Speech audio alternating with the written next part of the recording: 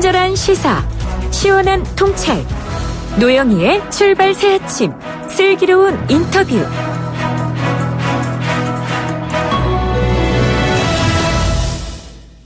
네, 안녕하세요. 오늘 김대호 연예 전문기자와 함께 핫한 뉴스 한번 들어보겠는데요.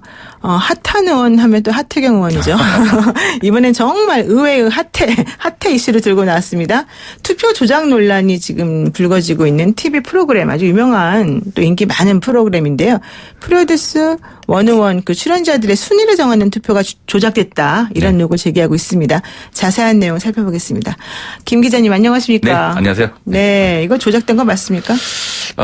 아직까지는 이 엠넷 쪽에서 정확한 입장을 밝히고 있지 않은 상황이기 때문에 네. 의혹이긴 하지만 네. 여러 차례 이런 이제 가요 순위 프로그램이나 아니면은 이렇게 어떤 팬들의 집계를 하는 것에 대한 방송사에서 대처하고 그다음에 이것을 집계하는 것을 봤을 때는 네네네. 조금은 이제 조작은 아니더라도 수치를 조정한 것만큼은 좀 사실이지 않을까 하는 생각이 듭니다. 그러니까 조작은 아닌데 조종은 한 것 같다. 네. 냄새가 난다. 이런 네네. 얘기인데요.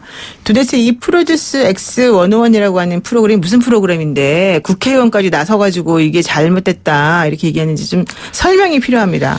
그러니까 이 소속사에서 네네. 연습생으로 있던 친구들을 네. 이 방송사에서 이제 오디션 형태로 해서 하나의 그룹을 만들어가는 네. 그래서 이제 투표를 통해서 이렇게 이 선발에 가는 과정을 이제 그리고 있는 오디션 프로그램의 전형적인 형태라고 할 수 있겠죠. 네. 한데 이제 과거 이 어떤 뮤지션에 대한 오디션 프로그램 같은 경우엔 그냥 소속사가 없거나 해서 이렇게 등장을 하게 되는데 이 프로그램 같은 경우에는 소속이 되어 있는 연습생들이기 때문에 기본적으로는 이제 어느 정도의 팬덤을 가지고 있다고 이야기를 할 수 있겠죠. 네. 그래서 이제 예전 이제 뮤지션을 뽑는 프로그램 같은 경우에는 생면부지에 이제 이 지망자들이 나와서 조금씩 팬덤이 쌓여가는 과정이 있지만 이번 이제 프로듀스 X 101 같은 경우에는 이미 조금씩은 어느 정도 이제 팬덤이 자리 잡고 있기 때문에 이런 미묘한 차이에 대해서도 굉장히 민감하게 반응하네요. 그래서 지금 하태경 의원이 왜 그러면 이게 조작이라고 말하는 거죠? 근거가 있습니까? 네, 그 근거는 현재 있긴 있습니다. 네. 있긴 있고, 정확하게 조금 말씀드리면 숫자가 하도 많이 등장해가지고 설명하기가 어려운데 한마디로 이제 연예계판 불화수소다. 그러니까 요즘 네. 이제 불화수소에 대해서 99.99999 이렇게 퍼센트가 나오고 있잖아요. 한데 이제 바로 이제 소수점 반올림에 관한 문제가 집중적으로 이루어지고 있는 것입니다. 그래서 이 하태경 의원과 같은 경우에는 거의 이제 이 문제에 대해서 지적을 하고 있는 일반 팬들하고 네. 같은 입장을 현재 전하고 있습니다. 그래서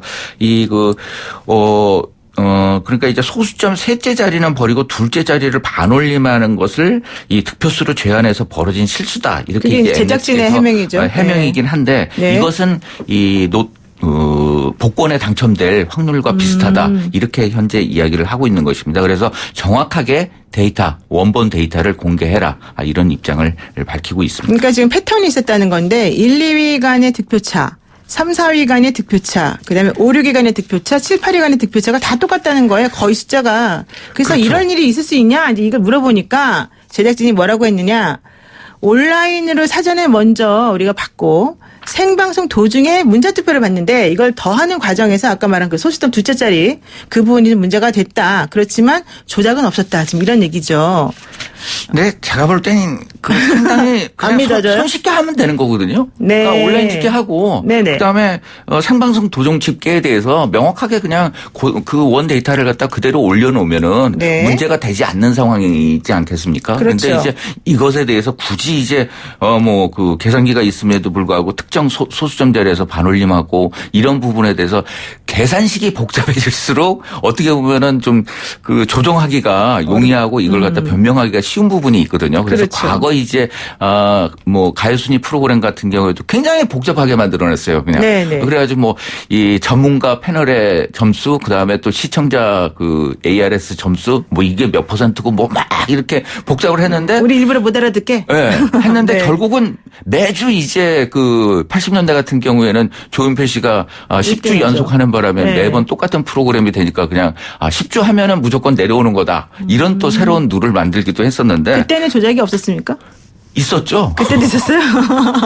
여기에서 그때 당시에는 이제 그 ARS나 이런 부분이 없었기 때문에 그냥 이제 좀 전문가 패널이라든가 아니면은 또 오히려 더 자기네 마음대로 할 수 그리고 있었겠네요. 이제 좀 이제 활동을 중단해 하고서 이제 준비해야 되겠다 그러면 순위를 내려준다거나 이런 것들이 있었죠. 근데 지금 어쨌든 간에 팬들 분위기가 심상치가 않아요. 막 네. 성명문도 발표하고 고소고발도 하겠다 이런 얘기 나오고 조직적으로 움직인다는데 어떻습니까? 근데 이제 그 진행하시는 노영희 변호사님이시니까 이것에 대해서 판단하실 것 같은데 네. 저는 이제 그 연예 전문 기자이지만은 현재는 이제 이 프로듀서 X 진상 규명 위원회를 결성을 해가지고 네. 이 수임료를 위한 펀딩을 네, 펀딩을 받는다 시작을 그러더라고요. 했습니다. 황당하게. 그래서 예. 이 혐의 내용에 대해서 사기 위력에 의한 업무 방해죄 그리고 또 이것에 대해서 고소 고발을 할 예정이고 또 제작진에 대해서는 방송법 업무상 배임 여러 가지 혐의를 그 한번 고려를 해보겠다고 하는 상황이거든요. 근데 저는 솔직히 말하면 네. 이거 좀 안 될 것 같아요. 이거 안 하시는 게 어떨까. 왜냐하면 사기라고 하는 거가 되려면 예를 들면 문자 메시지로 들어오는 그 지표 같은 것들을 반영할 생각도 없이 그렇죠. 그냥 100원의 유료 문자를 보내라고 해서 그 이익을 취하려고 해야지 사실 사기가 되는 건데 지금 제작진 얘기는 어쨌든 반영을 했다는 거거든요. 그렇죠. 그렇게 되면 그거는 또 그 100원에 대한 사기가 되기가 어렵죠. 그리고 또 업무 방해죄 역시 그렇죠. 누구의 업무를 방해한 그렇죠. 거니까. 예. 그래서 그다음에 이제 방송법 업무상 배임 거기도 안 이것도 되더라고요. 제가 생각할 땐 생각해보니까. 만약에 사기 혐의가 적용이 된다면 이게 가능하겠지만 불가능하지 않을까 하는 생각이 듭니다만 어찌됐든 이런 감정들 자체가 법률적으로 호소한다는 자체가 팬들이 대단히 관심이 화가 나 있다. 많고 화가 나 있다 이렇게 그렇죠. 평가를 근데 할 수 있을 것 뭐 같습니다. 형사적인 건 안 되지만 어쨌든 도의적으로 또 그리고 민사적으로는 좀 가능한 어느 부분이 있는 정도는 것 같습니다. 원 데이터를 공개할 수 있는 그렇죠. 압박의 수단은 되지 않을까 하는 생각이 네, 듭니다. 그러니까 문자 유료 문자 받았으면 몇 개를 누구에 대해서 얼마나 받았다 이런 얘기 공개하는 거는 오히려 프로그램의 공정성을 위해서 그렇죠. 네. 좋을 것 같은데요. 지금 보면은 아까 팬덤 얘기도 하셨는데 홍대나 합정 이런 데 가보면 버스 정류장, 지하철 이런 데 광고판이 많아요. 여기에 국민 프로듀서님 한 표 부탁드려요. 이런 얘기도 있고요. 그렇죠. 사실 이제 그런 그 뭐라 할까요?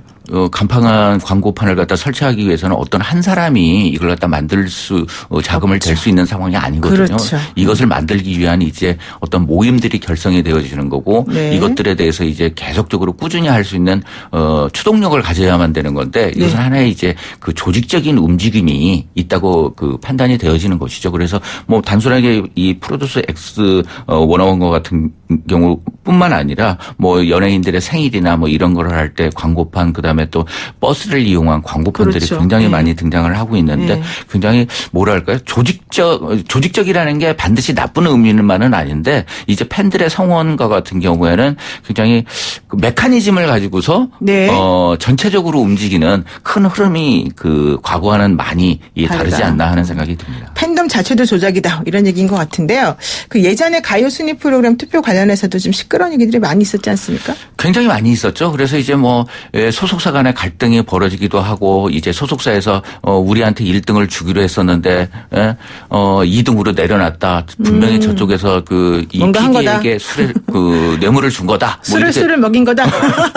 뭐 이렇게 네. 폭로를 하기도 해서 이제 갈등 상황이 벌어지기도 했습니다만 네네. 그 대부분 이제 그렇게 과거 같은 경우에는 일부 이제 그렇게 올려주고 뭐 이렇게 하더라도 다음에 이제 또 1등할 가능성이 있기 때문에 그냥 이 사건에 대해서 무마하고 그다음에 받아들이고 나중에 또 1등하고 뭐 이런 그 함께 움직이는 그런 그 모습들 안 좋은 모습이죠. 그런데 이제 그런 게 있었는데 지금과 같은 경우 워낙 뭐 저도 이제 사실 경력 30년 차 연예 기자라서 네티즌 수사대에 대해서 네네. 그다지 이제 신뢰를 하지 않는 편인데 네. 최근 들어서는 굉장히 그 이 조직화되어 있고 전문성을 발휘해가지고 이 서로 이제 역할 분담을 해가면서 하는 부분들이 커가지고 이런 전문적인 데이터 분석이나 이런 부분 같은 경우에는 굉장히 고급 인력이신 분들이 많이 참여하시는 것 같더라고요. 네, 맞아요. 근데 사실 아까 좀 전에 말씀하신 뭐 PD한테 술이라고 하는 건 그렇지만 뇌물을 먹인다. 네. 그래서 내가 원하는 사람을 띄워주게 만든다. 네.